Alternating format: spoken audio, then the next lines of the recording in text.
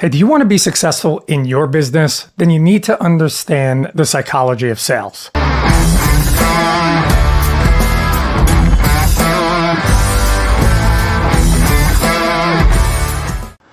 What is the psychology of sales? Well, whenever you interact with a customer who's potentially going to buy a product or service of yours, there is this psyche that goes on that you need to understand. Because the worst thing in the world is if you come across as being really salesy. No one wants to come across like a used car salesman. No offense.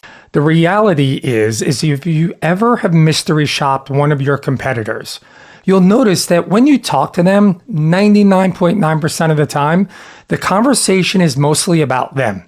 What their offer is, what they offer in terms of a product or service, and what great promotion they're currently running to potentially get you in the door that day. What they don't do is talk about you, the customer, and why you care in the first place. In my decades of experience in sales, the one thing I learned is that most of an initial conversation when you talk to a customer should be about them. You always have to remember, people don't buy what you do, they buy why you do it. Because the goal isn't necessarily to get someone to buy something from you based on what you have. If you're a gym, for example, the person down the road, your competitor, probably has a lot of the same stuff that you do. They have weights, they have cardio, they play music, they have trainers. So what's the difference? What separates you from them? Well, it's that customer experience. And the way you build a customer experience is you build rapport and trust with the customer. And the way you do that is you make the conversation more about them and less about you. Now, it's okay to lead back to you as the solution, but that comes afterwards. So there are a certain number of questions, at the very least, you should be asking a customer. So number one is, what's your goal? When was the last time you asked the customer what your goal is? And furthermore, if you've mystery shopped and called a competitor, they probably didn't ask you that question either.